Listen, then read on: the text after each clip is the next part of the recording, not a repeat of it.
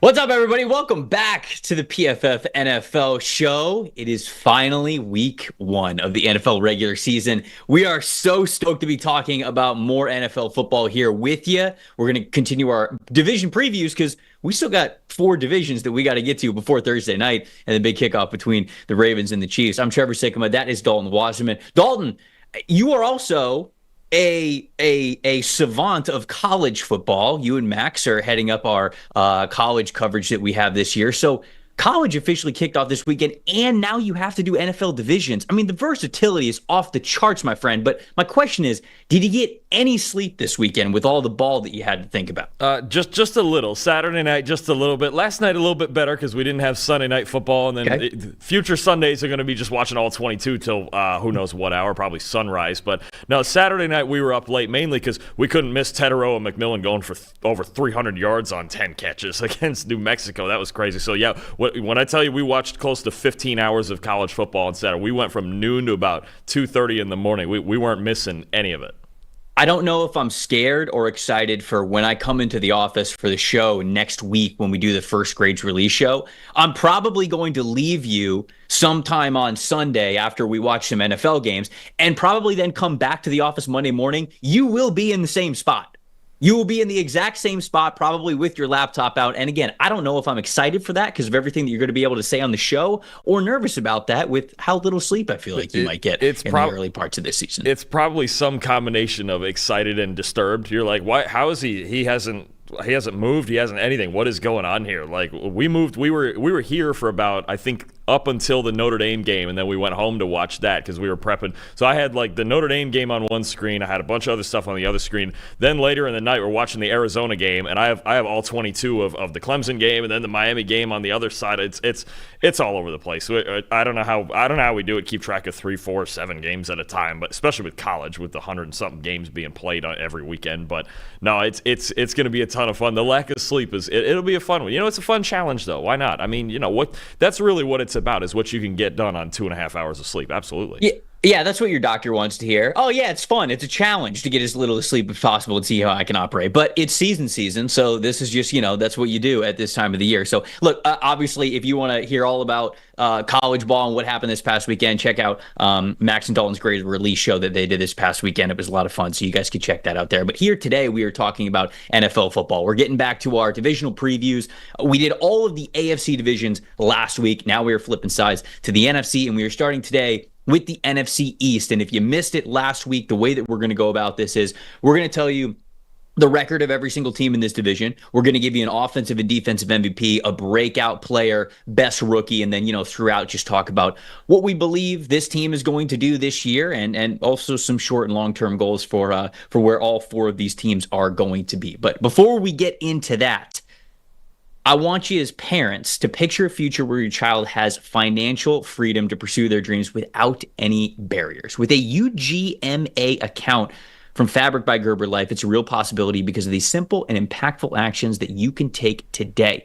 Fabric by Gerber Life was designed by parents for parents to make it easy to plan for and manage your family's financial path. With a UGMA account from Fabric, you can start investing in your child's future today. UGMA, it stands for Uniform Gifts to Minors Act. While your kids cannot invest while they are minors, a UGMA account allows you to invest on their behalf and gives their investments more time to grow. No contribution limits, multiple tax advantages, SIPC insured up to $500,000, plus no commission fees and just a low flat monthly maintenance fee. Fabric has been partnering with Gerber Life, a name trusted by millions of families like yours for over 50 years. You can join the thousands of parents who trust Fabric today to protect their family and start investing in your child's future at meetfabric.com/PFFNFL. That is meetfabric.com/PFFNFL. MEET, by the way, fabric.com/PFFNFL. Portfolios are managed by For Washington Investment Advisors Incorporated,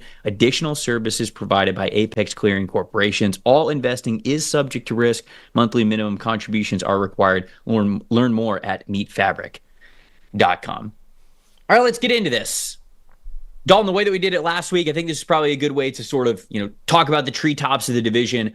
What's your record for all four teams in the NFC East here? So obviously we got the Giants, the Commanders, the Cowboys, and the Eagles. Who do you have winning this division? What are the records? And then which teams do you got making the playoffs this year? I have the Philadelphia Eagles bouncing back to win a division after a down year and a tough finish last year at 12-5. They are the NFC East champions for me. I've got Dallas at 11-6 and taking a wild card spot. I've got the Commanders in third place. I think they're on the come up. I think they're going to be an upstart thing with a huge draft class with Jaden Daniels at quarterback, Dan Quinn taking over at head coach. I've got them at 8-9, and then I think the Giants struggle to a 2-15 record. I'm really worried about what's going on in New York, especially offensively. Yeah, I thought I was going to be the highest on the Commanders, and I ended up having their record a little bit lower than I thought. But when we started this exercise, I really was like, you know what? I like the Commanders. And in fact, the bold predictions article that I wrote for PFF.com, for the Commanders, I say second in the division. I came out with the Cowboys as the team second in this division. I think that you're just too established right now, but I don't think it is out of the cards for the Cowboys to take a little bit of a step back and the Commanders to take a big step forward. I'm a big Dan Quinn guy, but we'll get into that when we are breaking down the Commanders. The way that I see it, I also see the Eagles at 12-5. I think that they are poised for a bounce back. The roster is just too good. And I can tell you, if they don't bounce back, maybe not exactly to 12 wins, but if this is not a much different looking football team than what it was throughout the second half of last season, really just towards the last fourth, I should say, getting into the playoffs, Nick Sirianni is not going to be long for that head coaching job. The team is too good to not think that they could bounce back to this level and look competent once again. I got the Cowboys in second place, but I have them just at 9-8. And there were times when I was kind of going through this exercise, going through different, okay, they could win this game, they could lose this game. There were times when I had the Cowboys around like 7-8 wins, and I had the Commanders a little bit higher as well, but I ended up settling. Maybe I'm a coward for this, but Cowboys getting a little bit extra win. They're at 9 wins in my prediction. Commanders at 6-11, and then I have the Giants at 4-13. I'm with you. The Giants, we'll see. We'll dig into it a little bit deeper when we get to the preview of the Giants specifically, more towards the end of the show as the team that we have last in this division. So we'll dig into it a little bit deeper. But I do want to start here with the Philadelphia Eagles. You mentioned a bounce back. I also think they are poised for a bounce back. But talk to me about why. Let's talk about the offensive side of the ball first. Give me your offensive MVP. Talk to me about this team on that side of the ball, and then we'll flip sides to a defensive MVP. So offensively, you're still super talented, right? You lost Jason Kelce to retirement, but you still have guys. You have Jalen Hurts at quarterback. You brought in Saquon Barkley. You have at least 3 stud offensive linemen in Landon Dickerson, Jordan Mailata, Lane Johnson, as long as he's healthy, right? Dallas Goedert at tight end, Devontae Smith at receiver. But my offensive MVP is A.J. Brown. I mean, he's one of the best receivers in football on any team in any situation. Look, last year, 8th in receiving grade, 8th in missed tackles forced by a receiver. Since 2019, the only receivers with a better receiving grade than A.J. Brown are Devontae Adams, Tyreek Hill, and Justin Jefferson. He's one of the elite guys, right? He's got size, he's got enough speed. The after the catch ability, he's one of the hardest receivers in the league to tackle. A.J. Brown, to me, if they were to lose him, and I love Devontae Smith, but A.J. Brown, if they lost him, it would be a huge problem. He's just one of the best receivers in football. You could argue him into the top 5. I think he's certainly in the top 10. I don't think you can make a top 10 without A.J. Brown. He does everything for them, and I think the biggest thing is getting away from the scheme and the run game and a lot of the RPOs and stuff that they run with Goddard and Devontae in the slot. A.J. Brown is just that guy they can drop back one-on-one, maybe even one-on-two, and throw the football to, and he's going to come down and make the play more often than not, right? So he does everything. He's got size. He's got speed. A.J. Brown is my offensive MVP, and I actually have the Eagles getting all the way to the NFC title game. I think it's a big bounce back for them. Okay. All right. So I have this team at least getting to the divisional round. I have the way that I had the playoffs set up is I have them getting to the divisional round. I think that they were matched up with the 49ers, if I remember correctly, and I do have the 49ers beating them in the divisional round to get to that NFC championship, although I think certainly if a bounce back is in order, they do have the caliber to get back to that NFC championship game.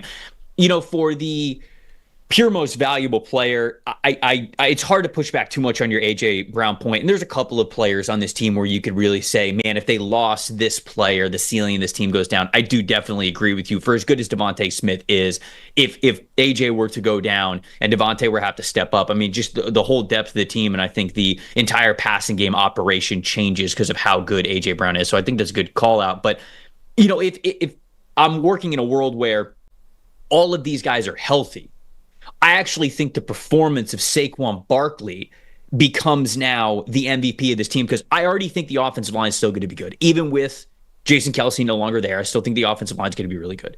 You mentioned how good A.J. Brown has been over the last couple of years. And so as long as he is in that lineup, I am expecting him to be that dominant wide receiver. I think that Jalen Hurts is playing much more hurt, full pun intended, I guess, than he was leading everyone to believe, with the fact that he was able to suit up and go out there last year.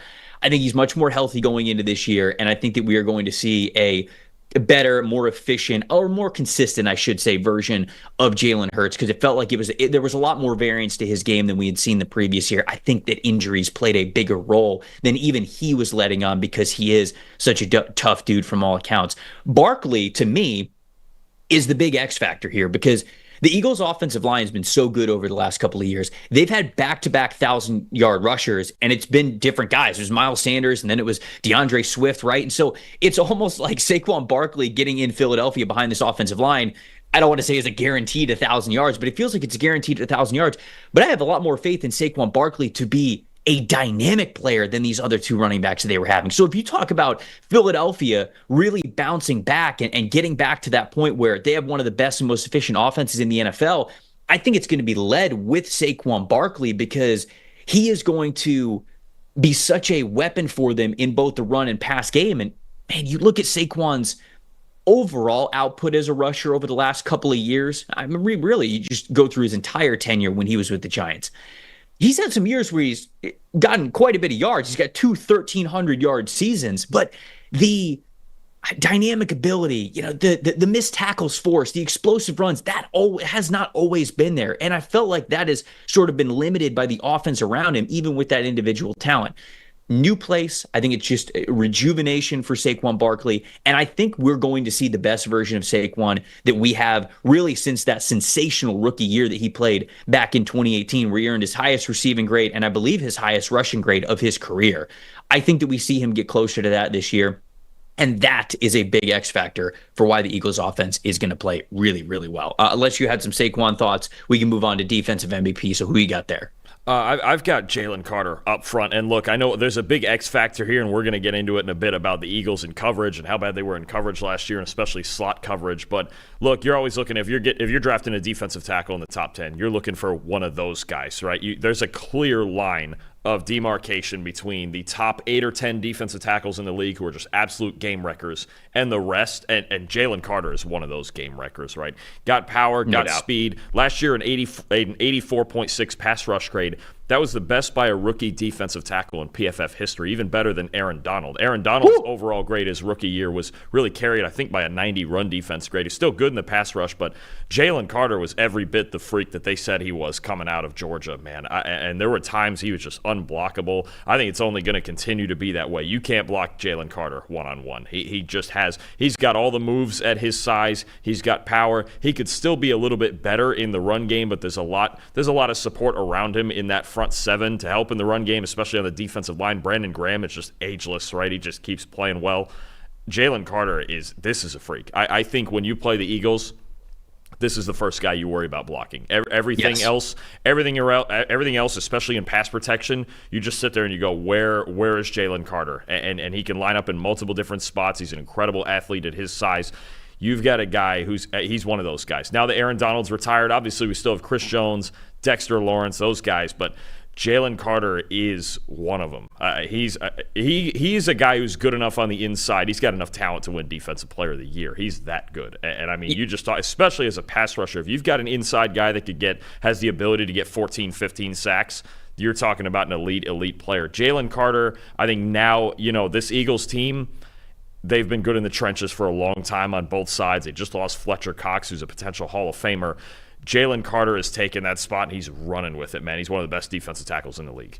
Yeah, I think it's a good call out by you. Not that I don't think that people are not talking about Jalen Carter. It's hard to not to at this point, going back to his days at Georgia. But this Eagles team is a little bit different, right? I mean, no Hassan Reddick. Okay, you bring in Bryce Huff, but that is a new change there. No Fletcher Cox, who's been a mainstay on that defensive line for a really long time. You mentioned Brandon Graham. He's still there, but he's 36 years old. Like, it's not as if Carter is as much of a luxury as maybe he would have been over the last 2 years. Like, it's Carter's time now. Like, Fletcher Cox is not the guy there anymore. So it's time for him to really step up. I love this call out. I figured that you'd probably go with Jalen Carter, so I went a different direction. I already think he's going to be a beast. Anytime he's been out on the football field in college or the NFL, you mentioned some of the stats there. He's been damn near unblockable.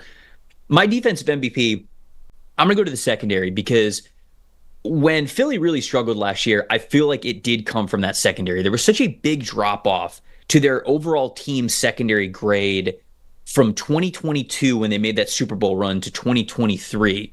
The team grade, I think, was it was like low 60s last year, and the team grade previously was an 86.5. I mean, Darius Slay and James Bradbury were elite in 2022, and both of them really did not play well in 2023. And I know somebody in the comments for the show was already saying, like, hey, one of the best things the Eagles did was get rid of both of their offensive and defensive coordinators. I agree, and it's just got to look way different. Now, the issue is, I'm picking Darius Slay for my defensive MVP here, because as the vet in the group, James Bradbury's going to miss some time anyways, but I think everybody's really looking to Slay. If there was going to be a corner amongst the two of them was really going to bounce back, they're hoping it's Slay. He's 33 years old now.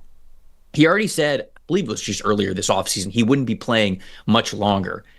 What really troubled me about Slay last year, when it comes to corners getting older, and all right, did they hit that drop off with age? Slay had a 74.3 grade in man coverage in 2022.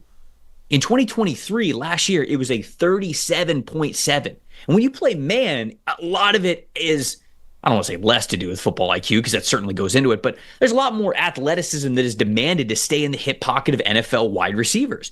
And for you to have such a drop-off in man coverage alone, almost a 40-point coverage drop-off, that is disheartening. And so this is a year where, yes, they drafted Cooper DeJean. Yes, they drafted Quinton Mitchell. I think those guys are the future of the secondary. But for this upcoming year, both of those guys are still rookies. You need Darius Slay at the very least to play at a decently high level on the outside if this team's going to get to where they want to go to. So to me, a defensive MVP is Darius Slay, because if he cannot play to the caliber that the Eagles need him to, well, all of a sudden, you're starting like two rookies on the outside. And if you want to make a deep playoff run with two rookies on the outside, that is a tall task, no matter how good your front is. So I think that them getting Slay to show up and bounce back to be at least closer to what his career average has been would be really, really important for them. Who's your breakout player for this team? So we'll go back to the offensive line real quick. And when the Eagles drafted Cam Jurgens a couple of years ago, the plan was always, listen, you're going to play guard. You're going to be a backup. You might even start at guard. He started at right guard last year. You're going to be the replacement when Jason Kelce retires. He's not going to play forever, we don't think, right? He's going to be the replacement. He has to be the breakout player on this offensive line, right? You can have one weak link on the offensive line. I know one guard spot. I think Mekhi Becton is projected to be the starter moving in from tackle, Jets tackle last year. But Cam Jurgens, if he can hold this thing together, and that's his natural position, right? He started there for 3 years at Nebraska. Then he was kind of a backup his rookie season, started at guard last year. This was always the plan, and played reasonably well at guard last year, out of position. But I think getting back to his natural position and still playing next to some really good players, especially Landon Dickerson. Jurgens, not only because he's talented, because he's very talented, but he has to be that guy. If all of the sudden they have issues with two spots on the interior with Jason Kelce gone, and Jason Kelce retired still as a top 3 center currently in football, he would walk into this year as a top 3 center in football. He's still that good. I wonder if they have to if they could even make calls to bring him back just for the fun of, like, dude, you're still, we know you can still play. We know you have the $100 million podcast now, but we know you can still play. If you ever want, it's like the Aaron Donald thing, right? The door is still open. But no, I mean, Cam Jurgens, it's huge shoes to fill, right? You're talking about arguably the greatest center of all time he's replacing. And look, to get back to his natural position, I think is big. I'm curious to see how much he has to handle in Kellen Moore's offense coming in mentally, especially in pass protection. And I think it's a big X factor you mentioned in Saquon Barkley's production. You know, the Eagles, they're always the best run blocking team in the league, right? Now with Jurgens in there, it's a little bit different than Jason Kelce. Can we do all the things where we used to pull Jason Kelce and do all weird schemes and pull in centers and different things with screens? Is he as athletic at that spot as Jason Kelce? Probably not, I would think, because Jason Kelce's an all-time freak. But if he can at least fill that void, maybe even 80%, right? Back in his natural position where he played at Nebraska, I think Cam Jurgens is going to be a really big story to watch when you talk about both in the run and pass games, this offense succeeding, especially more than they did in the second half of last year. Yeah, look, I've never played trenches at the NFL level. I've never played in the trenches at any level. But just from kind of like how I've watched the game of football, I am really excited to see Jurgens more at that center position, because I do feel like that is such a natural position for him, right? Because he's a little bit smaller, a little bit lighter of a player. He measured in at the combine, I'm looking at now, a shade under 6'3", right around 300 pounds. But yeah, maybe he's playing a little bit less than 300. You mentioned the athleticism. I think that he's definitely got that, right? To Kelce's level, we'll see, because Kelce was able to operate with full confidence with his athleticism to where there's zero wasted movements. Every angle felt like it was perfect when he was getting to his landmarks and being able to wall guys off and as a pulling blocker, whatever it was. But Jurgens, 4.92 40-yard dash, that's 97th percentile for just offensive linemen in general, and then 1.71, so, you know, getting off the line of scrimmage very fast, it's also 91st percentile. So he definitely has that athleticism to him, but I'm excited for him to get to that center spot, because you can get away with being a little bit smaller, a little bit quicker. That can play into your strengths a little bit more when you are at center versus guard. You got to have a little bit more sand in the pants. You got to be a little bit more bigger. You got to be a little bit more stronger. So I'm excited to see him there. I think it's a really good call out. My breakout player is Nolan Smith on the other side of the football. It feels like it's the Philadelphia Bulldogs with how they have drafted and acquired former Georgia Bulldog players over the last couple of years when Kirby Smart's been churning these guys out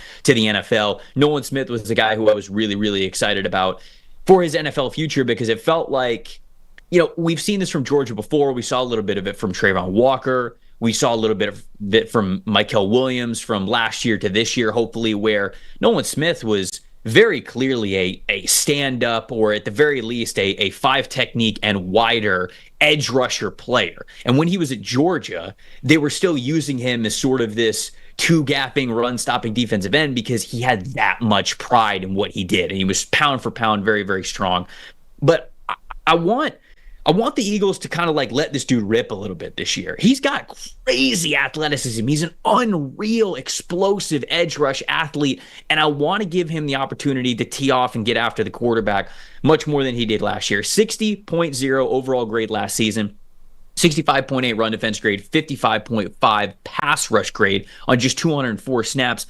But this preseason, 72.3 overall grade, 72.3 run defense grade, 70.6 pass rush grade, 66 snaps. So it's not a ton, obviously, but 66 snaps is a decent amount for the preseason, and he seems to be playing well. Something else I found when I was doing research for the show, there's a quote from Darius Slay about Nolan Smith. One thing I can say about Nolan, ever since I met Nolan, he only knows one speed. He's one of those guys that you have to watch out for your own self, because he'll hit teammates and everybody, even in practice. He's the guy that's running to the ball. All coaches in the D-line, 10 yards. He is not going to be a 10-yard guy, meaning like, oh, he's only going to run for 10 yards. He is more of a see ball, get ball, no matter what. It's going to be a special year for him, especially after playing behind Hassan Reddick last year. I think it'll be very special. So I'm kind of in on the Nolan Smith hype train this upcoming year. So he's my breakout player. What about best rookie? Who you guys best rookie? It's really a thing for me, but I have to pick the first round pick, Quinyon Mitchell, and I think he and Cooper DeJean could really have a huge impact on this secondary, along with with going and getting C.J. Gardner-Johnson back at safety. Right?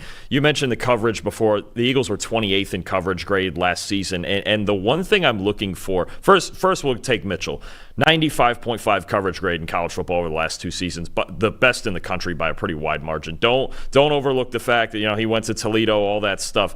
Just, he's one of the best corners in the country. He might be the best corner in the country over the last 2 years in college football. He could have played at any school. He's got length. He's got freakish speed. He can play off. He can play in press. He man zone, whatever you want. He's built to play it, honestly. And I think them taking him and Dijon is a huge asset. What I'm looking for over the last 2 years, the Eagles have the worst slot coverage grade in the league, like by far. It's the one spot. Slay was solid on the outside. 2022, James Bradbury was solid on the outside, had a drop off last season, but they have major issues defending in the slot. It's the biggest weakness on their whole team. And Mitchell, he didn't play the slot much at Toledo, but we saw it a little bit in the preseason, even almost intercepted a ball in their first preseason game from the slot. So I'm curious. I thought Dijon would play that role and we would see Mitchell outside, but it looks like Isaiah Rodgers is winning an outside cornerback job right now. So if Mitchell can help them in the slot, if Dijon can help them in the slot, whichever it is, and obviously Gardner Johnson's versatile too. He can play in there. We've seen that for years and years. But whichever one of these guys, or maybe both of them, can break out as elite slot defenders, then you've got a different Eagles defense, because that's really the biggest hole. You could just the last 2 years, and we saw Patrick Mahomes beat them in the Super Bowl, just throwing over and over in that area of the field, attacking the slot, attacking with Travis Kelce, lined up in the slot, all of those things. That's where they need to improve, and I think Quinyon Mitchell and maybe even Cooper DeJean as well can help them in that spot. Yeah, and I think that them having C.J. Gardner-Johnson as well. I saw the Walt said this in the chat, and I agree with him. Like, he is also a good slot option for them, but I think that for the Eagles, certainly with all the new additions that they have to their secondary this year compared to last year, it feels a little bit offensive line-y, where you say to yourself, like, hey, let's just get our best five out there, right? Whatever the best five of the nickel secondary that we have in any position, we're trying to figure that out. So I think they got a lot of flexibility there. My rookie is Quinyon Mitchell as well. Back-to-back elite coverage grades over the last 2 years in college football. It was just masterful in how he played the position there, so I'm excited to see him in the NFL. Let's talk about the Dallas Cowboys next. I have them at 9-8. I have them narrowly missing the playoffs. I think it's going to be a step back after 3 straight 12-win seasons for this team, and we'll kind of get into a little bit of why, but I've got them missing the playoffs. How far do you have them going as a playoff team? And then give me your offensive MVP before I'll give you my offensive MVP. At 11-6, I have them making the playoffs, but once again bowing out in the wild card round, restarting the controversy we have every year with the Dallas Cowboys when it comes to yes. Is that good enough? Do we start cleaning house? What do we do? We're not winning in the playoffs. I still think they have so much star power, right? When you talk about Dak Prescott, CeeDee Lamb, and Micah Parsons, and Deron Bland when he's healthy, and Trayvon Diggs, and all these DeMarcus Lawrence, all these stars that they have enough star power to win all these games in the regular season, right? It's just when you have those guys and that much talent at the top of your roster, you're going to win a lot of ball games, right? And they've won 12 games. They've won 12 games 3 years in a row, right? Mm-hmm. So, I mean, we know they can get to the playoffs. It's succeeding in the playoffs that's the X factor. I think they're going to get there again and again, lose to a just more well-rounded team, whoever that may be in the wild card round. But my offensive MVP is the guy that they just gave $34 million to a year, is CeeDee Lamb. Look, he's one of the best receivers in football. I think he's one of the best. You could argue he's the best slot receiver in football. Tied for 4th last year in receiving grade, including playoffs, second most receiving yards in football, led football in receptions, led the NFL in receptions, 2.69 yards per route run is a top 5 mark. He just does everything. Before the catch, after the catch, he's everything they thought that he would be coming out of Oklahoma. And I think just because he plays in the slot does not, just exclude him from being one of the best receivers in the league. This is an elite receiver in that class of guys with Tyreek Hill and Justin Jefferson and Jamar Chase and whoever else you want to put in there. CeeDee Lamb makes this offense go. When he's off the field, it's a completely different look. Everything they do on offense is based around what he can do in the slot, going in every different direction, making plays after the catch. And look, I don't know what this passing game, they would look a whole lot different without him on the field. Even when he's off the field for just a few snaps, it's a completely different passing game. Not as explosive. Just the rest of the guys, even Brandon Cooks, you feel good that you can cover those guys. When you see 88 across from you, which has been the case several times in Dallas, you don't feel good about your chances of covering him. And it's hard to double cover a guy in the slot because there's so much space and a 3-way go to work with. CeeDee Lamb is just one of the best receivers in football. If he's in your top 5, fantastic. He very well could be that good. I think you could argue him up to maybe the 3rd best receiver in football. He really doesn't have any flaws in his game, honestly, Trevor. The only thing he doesn't do, because a little smaller, doesn't make a lot of contested catches, but that can be kind of random sometimes too. So CeeDee Lamb makes this passing game go. I know Dak Prescott was second in the MVP voting last year, but Lamb is really the guy in their passing game that makes it work. Yeah, easy transition for me there. It set me up beautifully. Offensive MVP to me has to be Dak Prescott. Now, to your point, if CeeDee Lamb goes out of this lineup, it's tough. But if Dak goes out of this lineup, I mean, they have zero chance. And I am more true to the word MVP when I'm talking about Dak Prescott. And I kind of just wanted to give him his flowers for what a great year he had last year. And it really does. It sucks the way that the playoff game ended for them. I wish if they lost that playoff game, I wish they lost by a last-second field goal or something. Because instead, now we've got people only remembering that playoff performance from Dak, and I get it though. We're at the point of his career where it's like, hey, he's had really good regular seasons before. Let's turn it into some postseason success. Give me a win. Give me a couple wins. Give me a run. Give me the NFC Championship game. Something. But last year, I mean, you just cannot overlook how good Dak Prescott was last season. 89.8 passing grade, the second in the NFL. 6.3 big-time throw percentage, first in the NFL. 2.0 turnover-worthy play percentage, first in the NFL. So he is first in big-time throw percentage, first in turnover-worthy play percentage. And adjusted completion percentage of 77.6, which is sixth in the league. And then a 105.9 QBR, which was second. I mean, it's just to dominate all of those categories. You talk about being careful with the football, yet pushing it deep down the field. The consistency of being extremely accurate, high QBR with how well you're moving the ball down the field and how you're scoring points. I mean, he is the engine of this entire Cowboys offense. Coming for the quarterback position, it might seem like a duh, but the way that he plays is at such an incredibly high level.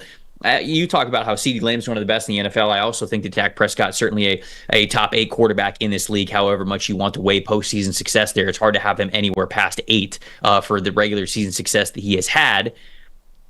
The issue and why I sort of have the Cowboys taking a step back into 9-8 and missing the playoffs is I am a little worried about the changes along the offensive line, right? I think that losing Tyler Biadasz, losing Tyron Smith, I think those are big deals, right? And for as much as I'm going to talk about Tyler Guyton in a second, I'm excited about him. Starting at left tackle as a rookie in the NFL or a regular season for a 17-game schedule, that's tough. That's a tough thing to do, especially for a guy who was very athletic, but we figured needed a little bit of development anyways. They bring in Brock Hoffman to play center for them, who was on the team last year in a reserve role, but he's taken over for a mainstay in Biadasz. And is the rest of the lineup going to be good? Is Terrence Steele going to be able to hold up his side at right tackle next to Zach Martin? So there's more questions on the Cowboys offensive line than it feels like there have been in the last decade. And then you throw in the fact that the run game, no more Tony Pollard there. They bring back Ezekiel Elliott. They also bring in Dalvin Cook. I mean, what's the efficiency of that run game going to be like?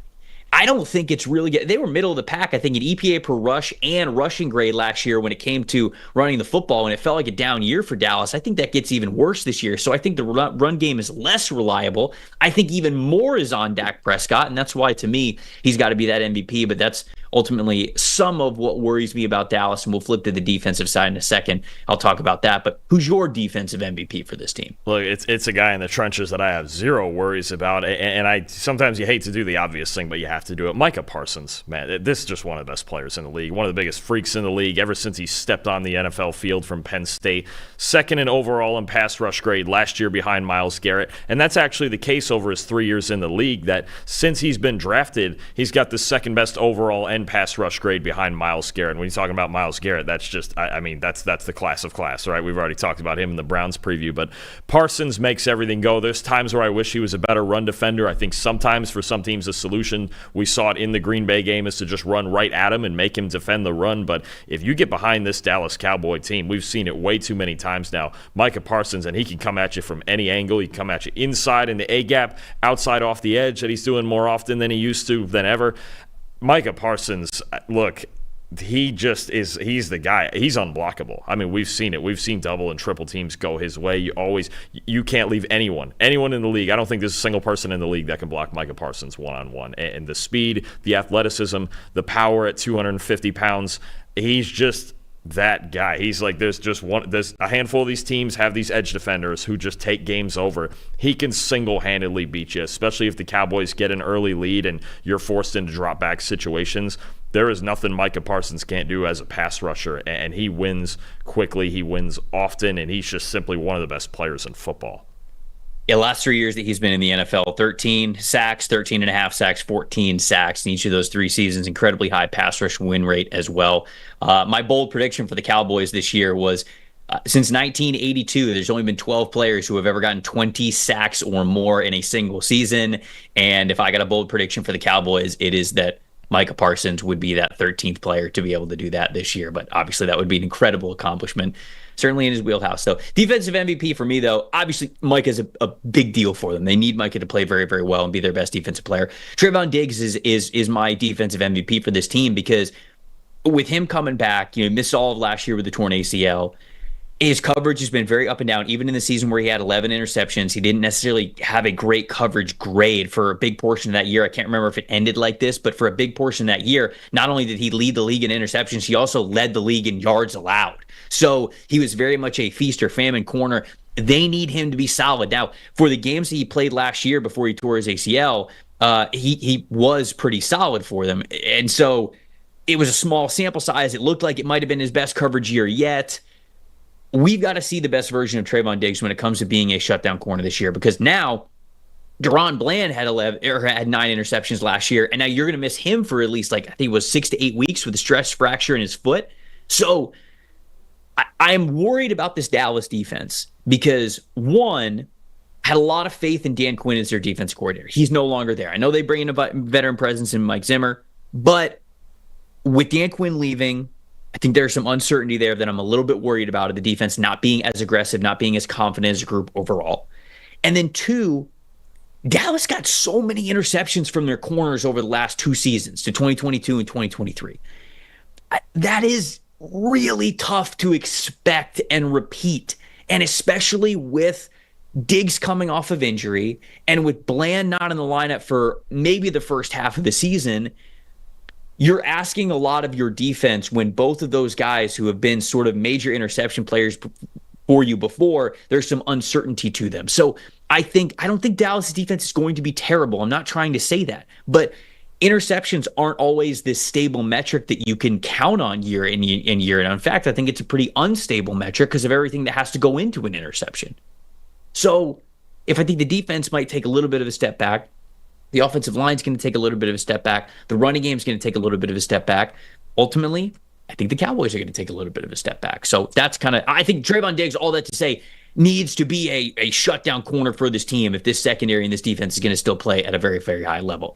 Breakout player and rookie. Let's get to those guys real quick. Second straight breakout offensive lineman for me, and it's Tyler Smith at left guard. Look, he was a natural left tackle in his days at Tulsa. His rookie year, because of injuries to Tyron Smith, he had a 73.3 grade as a left tackle.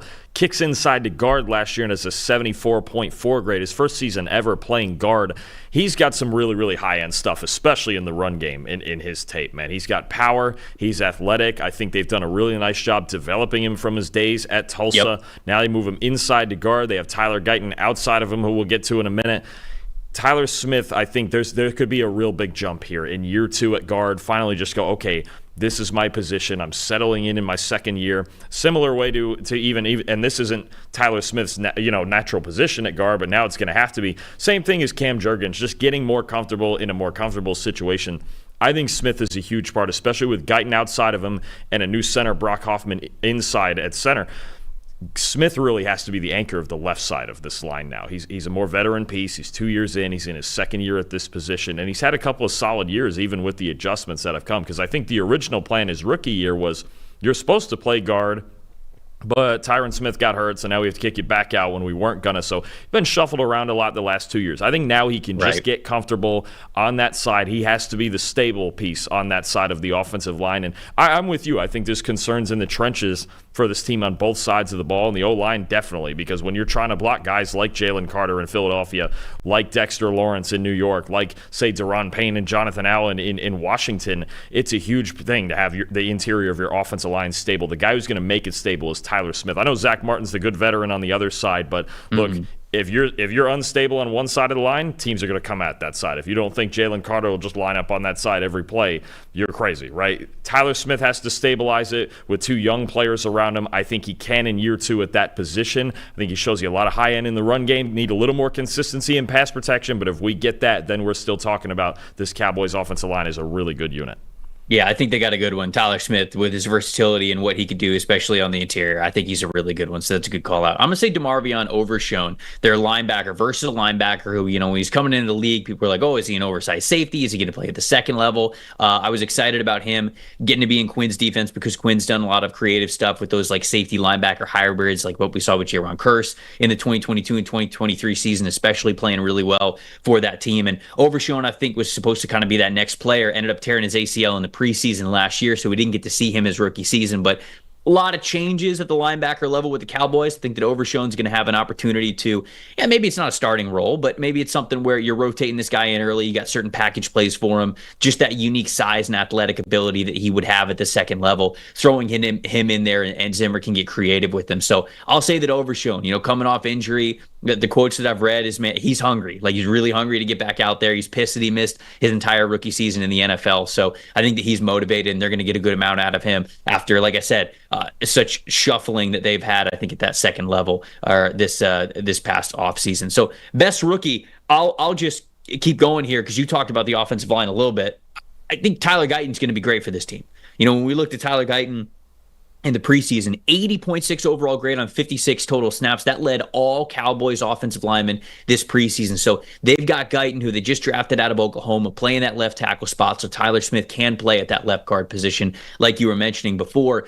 Guyton is somebody who I was really impressed with, specifically his competitive spirit when I watched him at the Senior Bowl. And people might be listening or watching this being like, rolling their eyes like, what are you talking about? Well, one, Tyler Guyton already has the size, the power, the athleticism. His scouting report already reads all of those things. He's inexperienced, so he'll give you some reps where, all right, he gets beat pretty bad because his hands weren't in the right place. He didn't get to his landmark correctly. He didn't exactly know what pass rush move was coming. He gets fooled a little bit, whether it's inside or out. You'll see some of those reps. But I remember watching him at the Senior Bowl, and specifically there was a moment during the one-on-ones where his team was going up against the team that had Chris Braswell from Alabama. And he knew, you could tell that he knew Chris Braswell was one of the highest rated pass rushers on that other team that he was practicing against. He wanted to go up against Chris Braswell. I remember him going up to like the O-line coaches and he was like pointing and he was like, give me a rep against Braswell. NFL scouts are here to see what we got. I want to go up against the best. And I think it was the first rep. He absolutely worked Braswell, and he like let out a big yell and he high-fived the offensive lineman, the offensive line coach. And then, Braswell, I think, came back and had a better rep the second time. And then when both of them, as they were kind of like huddling up after the drill was over, he taps Braswell on the head. He's like, hey, that was a hell of a battle. Like, I love that. Like, dude, you just love competing in the trenches. It's what gives me so much faith that Tyler Guyton, okay, maybe it's not going to look perfect right away. I got faith that he could be the long-term left tackle for this team, so I think he's going to be their best rookie this year. Yeah, I agree. I think a month ago I may not have picked him, and I was really impressed by his preseason tape as well, because I was worried about his technique coming out of Oklahoma. Obviously, you can see the tools. He's got size and length and athleticism and all that stuff. I was worried more about the technique, some of the footwork and the consistency. And Oklahoma's offense, look, Jeff Lebby's offense is not one with a whole lot of true dropbacks in it. I think they were under 100 true dropbacks last year at Oklahoma. Ton of play action, ton of RPO, ton of screens.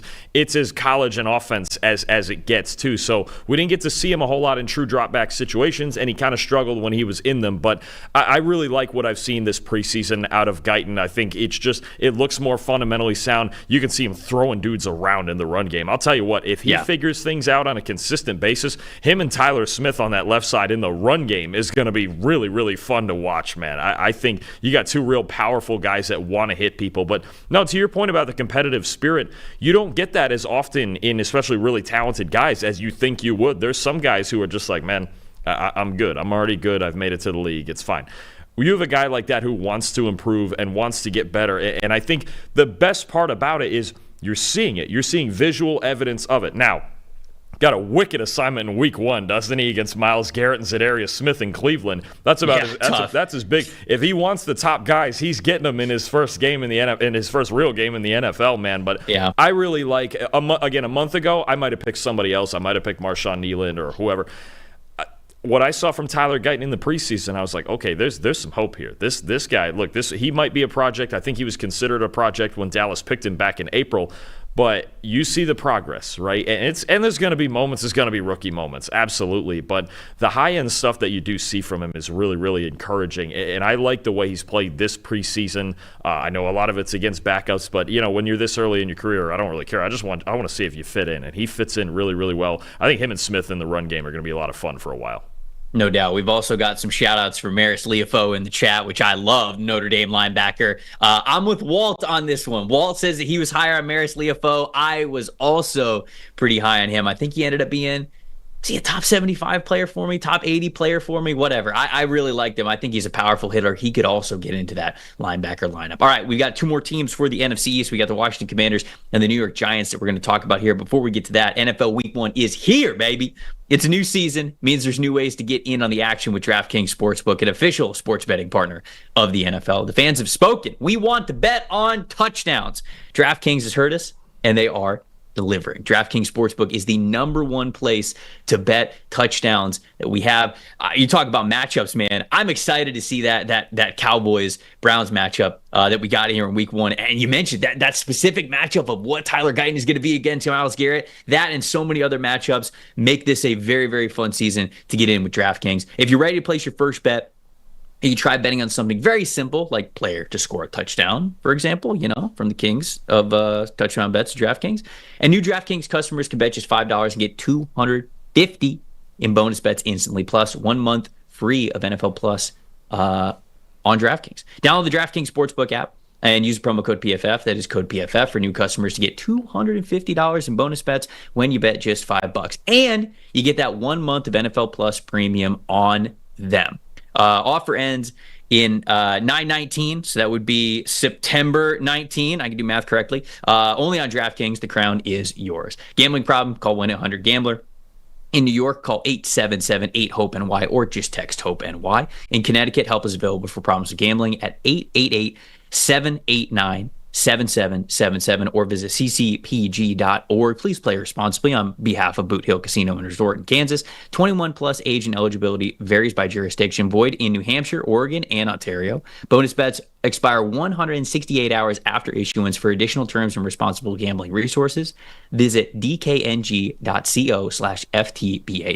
NFL Plus premium offer available only to new and former NFL Plus subscribers. Additional NFL Plus premium terms at nfl.com/terms. And then, Dalton, before we get back to these divisional previews, I got to tell the people about our friends over at Gooder, because look, I'm somebody who, I love a good pair of sunglasses. I really do. But I hate spending so much money on them because I feel like I lose them all the time.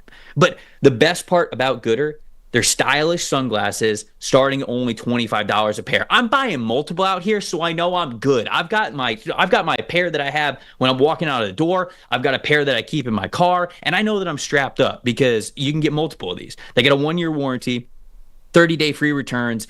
They're lightweight, they're comfortable, they're stylish, they're polarized. They're exactly what you are looking for. You got vibrant colors and sleek styles. There is a pair of Gooders out there for every single personality. I guarantee it. Designed for both everyday wear and active individuals, in case, going on a little bike ride, a little run, a little hike, need some sunglasses. The weather's turning gray. It's fall. It's getting a little less hot. We know you're going to be outside. Get yourself a good pair of sunglasses. If you need a new pair of sunnies, Gooder is giving PFF listeners free shipping. You can go to gooder.com/PFF. Use the promo code PFF for free shipping. That's Gooder, GOODR. The offer is a 30-day money-back guarantee and 100% satisfaction. Again, that is Gooder, GOODR.com/PFF, and use the promo code PFF for your free shipping. Get yourself a good pair of sunglasses as we get into the good weather season coming up. Washington Commanders, they got to be next year because you and I have some faith in the Washington Commanders.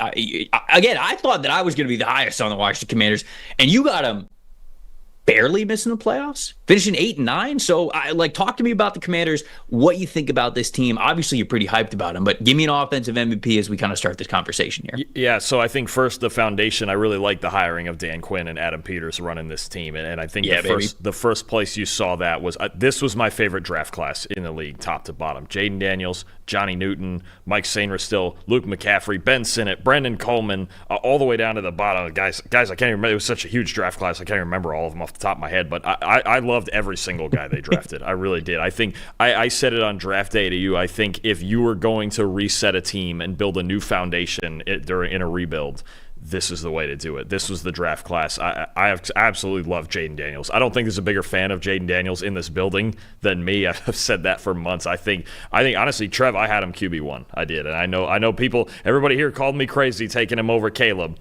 but I really think, and I for this exercise, I intentionally tried to avoid making rookies the MVP on either side. It's a lot of expectation. But this is the one team I'm going to do it with. I have Jaden Daniels as my offensive MVP for this team. He's actually my pick to win Offensive Rookie of the Year. I think his level of accuracy, his level of ball security, the best turnover-worthy play rate in Power 5 history in the 11 years that we've been doing this in college, I think he's such a good fit in Cliff Kingsbury's offense too. I think that was a deciding factor between Washington going with him or going with Drake May. I think it was Cliff Kingsbury and the things that we used to see him do with Kyler Murray and the things that we used to see Kingsbury when he was coaching in college, throwing outside the numbers, getting rid of the ball quickly, taking deep shots when they're there, having that mobile quarterback. And not that Drake May is not mobile. Jaden Daniels has special mobility. Special. I believe he was 11th in the country last year in rushing yards among all players. I believe there was only 10 running backs in the country in college football last year that had more rushing yards, than Jaden Daniels did. His feet are absolutely freakish. I do. I think he's got Lamar Jackson-ish feet.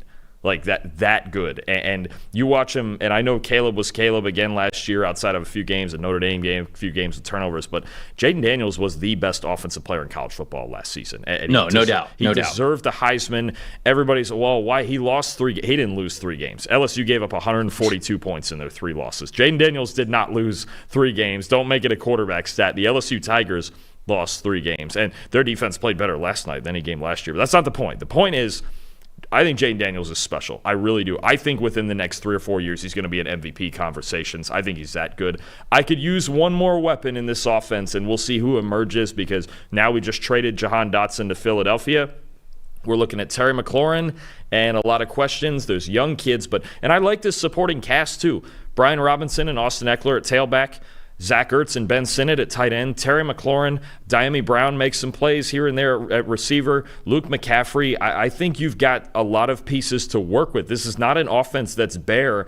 They ran the ball reasonably well last year, but I think Daniels adds another dimension with his feet. He's super accurate, and I really like in the preseason that I've seen him make very quick decisions in getting rid of the football. You don't see him rattled. I don't think he's going to be rattled. I think the dual threat ability is going to take this team a long way. I'm very bullish on where this team is going. Now, I have them at 6-11 here for this record prediction. I'm very tempted to give them 7-8 wins. I really am, because I love where this team is going. But I sort of, after having their initial prediction, because I think I was right around like 8 games, I had to say to myself, okay, am I just thinking about best case scenario? Because for as much as I really love the fit of Jaden Daniels getting to go to Washington, I had Drake May as my QB2 in this past draft over Jaden Daniels. However, I will admit that of the places that Jaden Daniels could have gone that I would have been a fan of at number 2 overall, Washington is one of them that I like for the reason that you mentioned. I think Cliff is at least going to be able to get creative enough with everything that Jaden brings to the table, so I am sort of excited about that. But I do think it's still going to be a little bit of a 2-3 year process for this team. I love what they did in free agency. They really went out and got a lot of different players. The backbone of this team, I think, is much more towards the identity of Dan Quinn than it was Ron Rivera. And you don't often get an opportunity to switch over the roster as much as Washington did this offseason. So I'm excited about where they're going. I think it's a little bit more accelerated.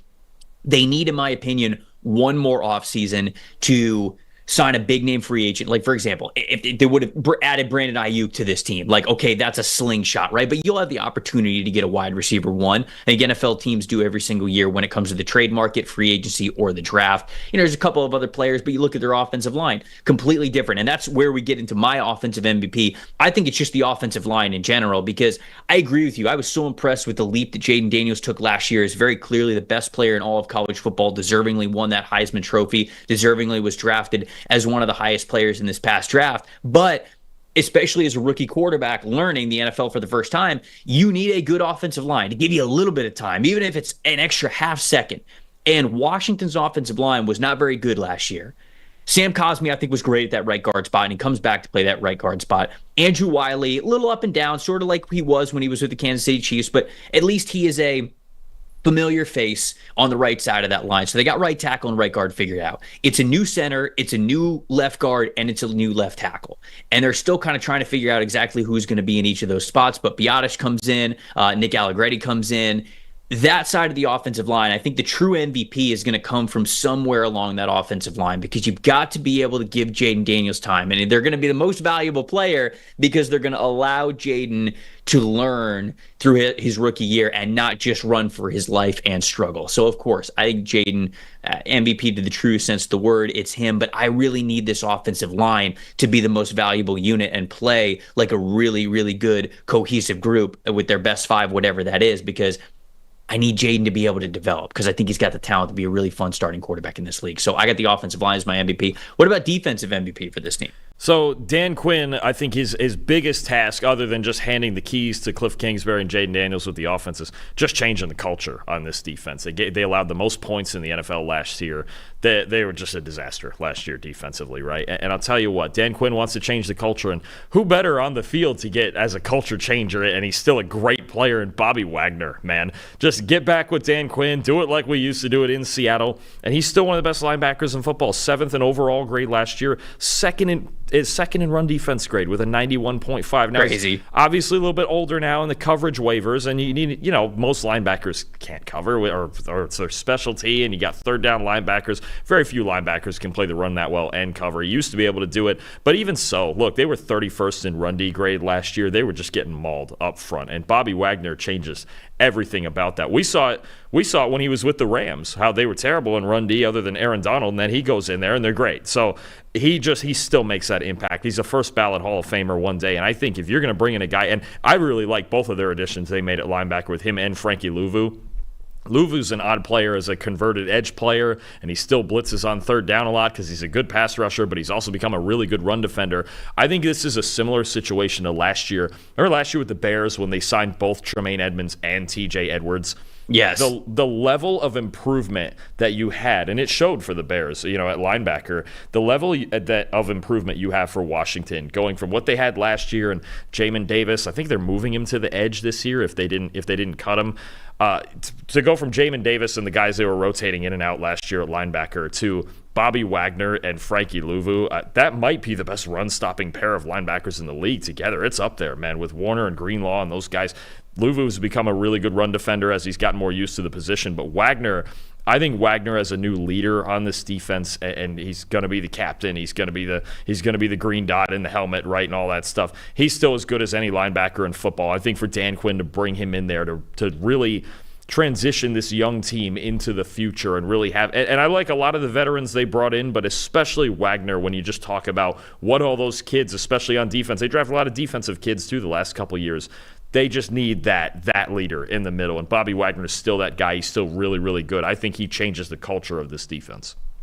Yeah, my MVP is it's John Allen on the defensive line, but it's more about, I wanted to talk about the defensive line overall. We got people in the chat, kind of talking about Washington's edge rushers. That's another area where, I said, they'll have a chance to draft a wide receiver one in the next couple of years. They absolutely need to get a top-tier edge rusher on this team, because right now it's Cleveland Farrell, it's Dorrance Armstrong, it's Dante Fowler. Like, that's just, it's not good enough of an edge rush group. And the reason why I have John Allen as my MVP is because, fortunately or unfortunately, however you want to look at it, he's got to lead by example. Like, he has to have a monster season this year. When you look at this team post-Montez Sweat trade, so from week 9 on, 60.6 pass rush grade as a group. That was 29th in the NFL. And from that point on, for the rest of the season, they only had 126 pressures, which was the lowest in the league.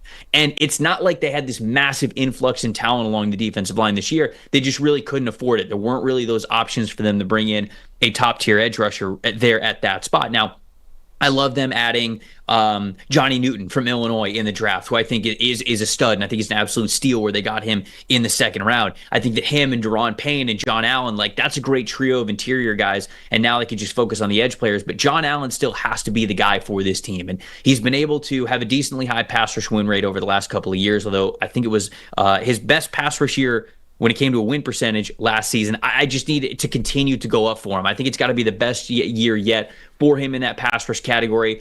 Drake in the chat was talking about Daron Payne as well. Like, he also is somebody who Daron Payne plays a crap ton of snaps. Like, he plays over 900 snaps a season. They've got this guy on the field so much.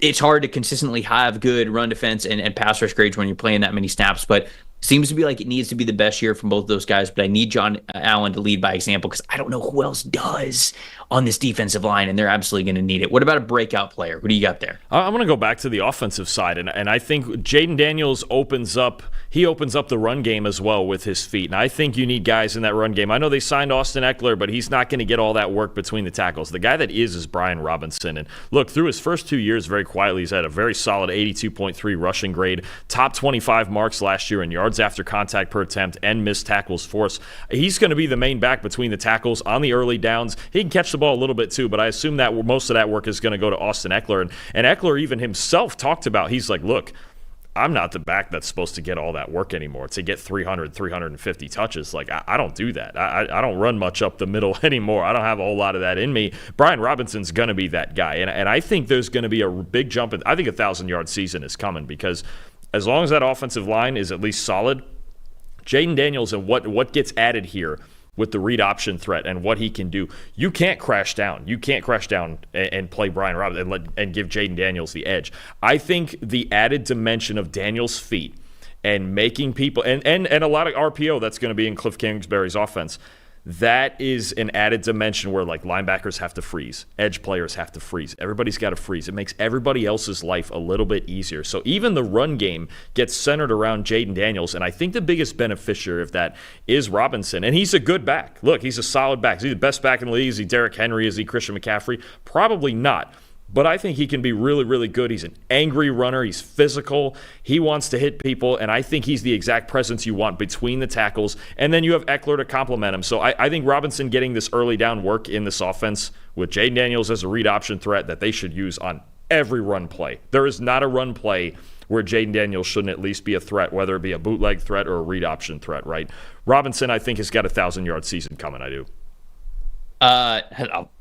I love the specific call out. I love hearing that on the show. I'm going to go to the defense side of the ball. I saw some people in the chat bringing up Jeremy Chin. He is my breakout player here. I think that he could be the chess piece, right? And when he came into the league, everybody was like, "Oh, what is he? Is he a free safety? Is he a strong safety? Is he a slot defender? Is he a linebacker? What is he?" And I think that second year that he was in Carolina, when he was grading out pretty well, he was having a lot of versatility. Carolina was playing a lot better, specifically as a defensive unit. His grades were its best, but 3 out of the 4 years that he has been in the league, he hasn't had an overall season grade above 60, and they just have not figured it out with him. I believe Dan Quinn's the guy to kind of figure this thing out with Jeremy Chin, because you look at his track record, and again, I bring up a guy like Jaron Kearse, and I know Kearse didn't have a great year last year when it came to just overall efficiency and PFF grades, but the previous 2 seasons, he was used all over the place. He was used as a box defender in the slot, free safety. You know, it wasn't quite an even, like 1/3, 1/3, 1/3 split, but it was plenty of reps at every category, and yet his grades were still high. It was above 70 in each of those last 2 seasons. So Dan Quinn has a mold for that type of a player. So I'm excited to see him in this defense. I think that it sort of will be his best year, certainly since that sophomore year that he played very well. And I'm looking for Jeremy Chin to be a big-time breakout player in a creative role that Dan Quinn's going to be able to kind of bring up for him. What about best rookie? I'm looking at it now in our show sheet, and I'm glad that you're bringing him up because the chat's been talking about this player since we started this little segment on the Commanders. But go ahead, best rookie. Who you got? Yeah, and look, so I had to go away from Jaden Daniels for once, right? But no, I think there's a lot of good candidates on this team, but give me Mike Sainristil, still the rookie out of Rookie out of Michigan. Yeah, playing the nickel, another guy that Dan Quinn. I know when I saw that Dan Quinn got Mike Sainristil, I was like, oh, he's gonna love him, man. He's that another versatile guy in the slot, very knowledgeable in coverage, a ball hawk, 6 interceptions and 6 other pass breakups last year at Michigan, including an interception that sealed the national title game against Michael Penix. He's a dog, man, straight up. I mean, a ball hawk, hitting people. I believe I've heard him mention before that he models a lot of his game after Mike Hilton from the Bengals. It is a similar style. It's so aggressive. It's so much fun to watch, and I think, again, he's one of these guys, first of all, coming off a national championship season in Michigan, but one of those guys, again, not only do you need talented guys in a defense like this that struggled so badly last year, you need guys with attitude. You need guys that change the culture, right? I talked about it with Bobby Wagner. Mike Sainristil is that guy, man. For as many talented guys as Michigan had on their team last year on defense, Mason Graham, Junior Colson, Will Johnson, all those guys, Mike Sainristil was actually the heart and soul of their defense. And absolutely. And here and there, does he miss in coverage going for the ball? Sure, but not too often. And his combination of just attitude and football IQ, I think, is everything Dan Quinn needs. And he's a versatile football player. He's a willing tackler. I think in the same way that you just talked about Jeremy Chin, I think Sainristil is just another guy that when I saw they drafted him, I was like, oh, Dan Quinn's going to build this thing the same way he did in Dallas. He's just going to get all these versatile players. He's going to get all these chess pieces. We're not going to have to worry about Bobby Wagner in coverage because he's going to have a million guys that can fly all over the place, right? Sainristil brings it. It's absolutely, look, guys are going to have rookie moments, but he's going to do it at 110%. And I think there wasn't enough of that in Washington last year. I think they got really discouraged with the way they were playing defense, and it only snowballed from there. Sainristil's a guy who's going to keep punching, man, and keep punching until the end of the game. I think he's another guy who was the exact guy they needed as another leader in their defense. I think he's going to be awesome. I'm going to go with, we talked about somebody who needs to step up in this receiver room outside of Terry McLaurin. I saw some people in the chat talking about Diami Brown and how he could be a good vertical threat. I agree. That's where he was used best when he was at UNC, and I would love to see, them really focus on him as a vertical threat type of receiver because I think he can give them good ROI. Why not Luke McCaffrey as a potential best rookie for this team, right? I mean, like he's got the famous last name. His brother's Christian McCaffrey, and he's playing the wide receiver position though, and he's a slot receiver, but he's a bigger, taller slot receiver. So that makes him an intriguing option for this team. At Rice last year, 58.3 contested catch percentage, and also a 68.3 separation percentage. So this is somebody who I was really impressed with at the Senior Bowl as well, just the nuance of how he played the position, the route running knowledge, how he gets off the line of scrimmage, how he sets up defensive backs no matter what leverage they're playing. He understands how to attack them in certain ways. He's got really good hand usage, active hands when he's hand fighting, try to get that separation as well, create that throwing window. Somebody's got to step up. There's going to be plenty of receiver snaps to go around for a receiver to be able to step up outside of Terry McLaurin. And I think that maybe by the end of the year, Luke McCaffrey perhaps ends up being one of those guys. We know how much Jaden Daniels loves to attack vertically from the slot. Those slot fades that we saw so much from Brian Thomas Jr., Malik Neighbors last year. Set up Luke McCaffrey for a couple of those slot fades, and I think that he will give you the ROI that you are looking for. So that's who I got as the best rookie. I know you were going to mention Mike Sainristil. One of us had to, and I saw that there, so I figured that. And McCaffrey, look, McCaffrey's a great shout too, because like his development. First of all, at Rice, I thought his game was just so professional. But I think one thing you have to remember too, he came into college as a quarterback, right? He was trying to play quarterback. Yes, first at Nebraska, transfers to Rice, still to try to play quarterback, and just couldn't get there. And he moves to receiver. And he was immediately just carrying their offense. He was the best offensive player. Immediately, just moves from quarterback to receiver. Okay, that works. That's a McCaffrey. Okay, cool. Like, I think his game is so professional considering he was trying to play quarterback for 3 years in college, and he just took over. Immediately, he walks over to receiver, and he's one of the 20 best receivers in college football. I think I'm with you. I almost picked him. There's so many great guys to pick in this draft class. It's my favorite draft class in the league. We mentioned Johnny Newton, too. If he's healthy, if he gets off the Jones fracture in his foot, he's an animal. He's an absolute animal. Johnny Newton up front. Brandon Coleman's starting at left tackle. That was a surprise to me that I believe he's going to start at left tackle early on. I mean, you got so many good candidates, maybe more than any other team in the league. But no, Ben Sinnott as well. I don't know if you were mentioning him. I was looking at their depth chart, but he's another one. Ben Sinnott's another. He's just a football player too. That's the fun part about this class. They just drafted football players, man. Yep. Last team, New York Giants. Not great.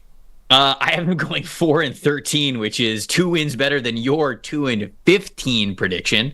Obviously, we both have them missing the playoffs. Talk to me about the Giants. Where do you think they're at? Give me an offensive MVP for this team. I'm with you. I'm worried. It's a quarterback. It could be a quarterback issue with Daniel Jones struggling last year and now coming off a torn ACL. The lowest graded offensive line in the league. At receiver, we've got some guys who are young and have ability but are unproven. Malik Neighbors might be their best receiver already. We've seen that a little bit in the preseason. But when you have this big of issues at quarterback and on the offensive line, and honestly, I'm a little worried about their secondary too, losing their best player in Xavier McKinney. Got a lot of young players back there, especially at corner.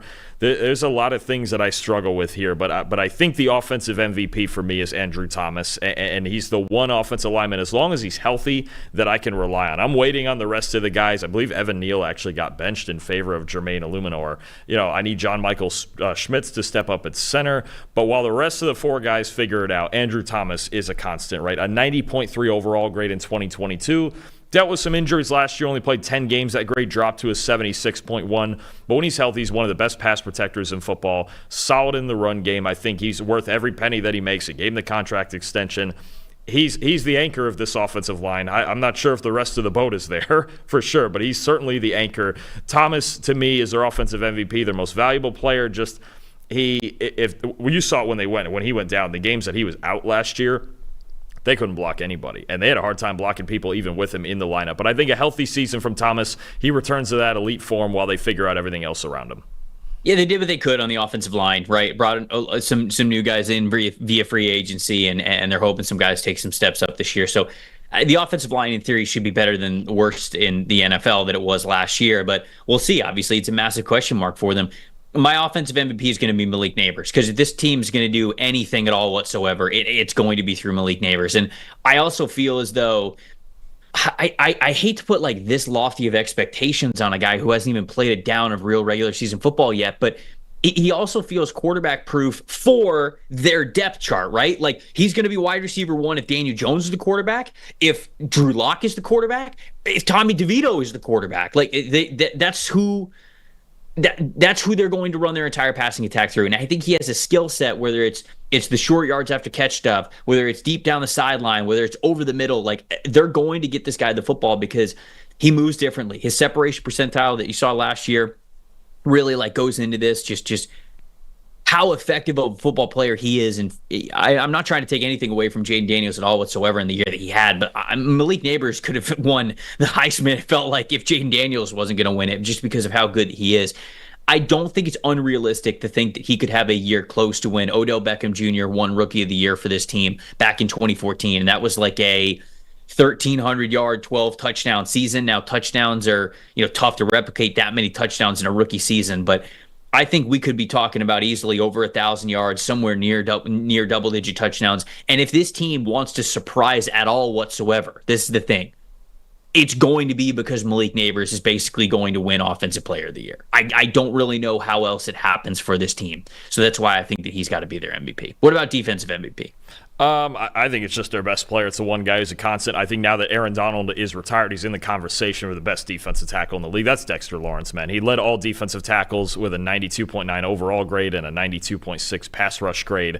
He's just a 340-pound monster in the middle in there. He's unblockable. He's a center's worst nightmare. 65 total pressures plus an 89.5 run D grade. He's just there's only so much I can think to say about him, honestly, because he's just so good at what he does in both pass rush and run D. one of the most well-rounded players in football. In the argument, I know a lot of people probably lean Chris Jones, future Hall of Famer. I get that, but Dexter Lawrence may be the best defensive tackle in the league. And the one reason that their front seven, I mean, probably not the only reason. I know they made a big trade for Brian Burns. They have Kayvon Thibodeau, but he glues that whole front seven together. I mean, he just is a brick wall inside. The one thing you still can't do on the Giants is run between the tackles on them, and it's because of Dexter Lawrence.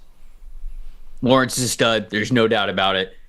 In terms of their best defensive players, you nailed it. He is that guy. I think the defensive MVP has to come from someone other than Lawrence, because I already know Lawrence is going to be elite. Somebody else has to step up. And you go trade for Brian Burns this past year. It's time for Brian Burns to have his best year yet. I'm not saying that Brian Burns has been bad throughout his NFL career, but I think for the hype that he had where he was drafted in the middle of the first round, I think people are still waiting for that next step when it came to Brian Burns. If you look at this Giants defensive line, no edge rusher on the Giants had a pass rush win percentage above 7%, Dalton.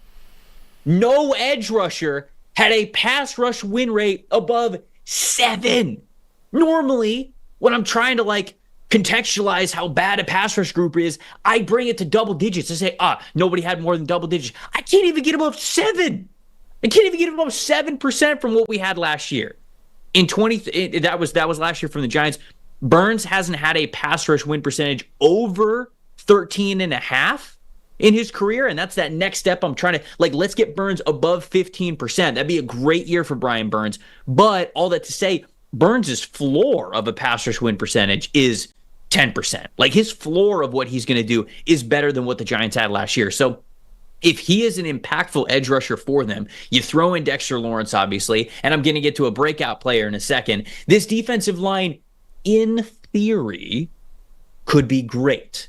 But somebody's got to step up in a major way. Multiple people, in my opinion, have to step up in a major way. Outside of Dexter Lawrence, the most likely candidate is Brian Burns, and I need that from him this year for them to have the defensive line that they need. But what about breakout candidate? I'm going to go back to the defensive trenches for mine, but what about for you? Who's a breakout candidate? I'm going to go to the secondary and last year's first-round pick, Deonte Banks. Look, I think this is a really talented player. I think physically he's really, really talented, and I think he was put in a lot of bad spots, especially early last year. First half of last year was putting a lot of press man looks. They asked, they had Wink Martindale, who's notably aggressive in his defenses, a lot of blitzing, a lot of cover one, a lot of press man coverage, and Banks, I think he was put in that spot so much in press coverage against often shadowing the other team's best receiver because they didn't have a whole lot at corner last year outside of him.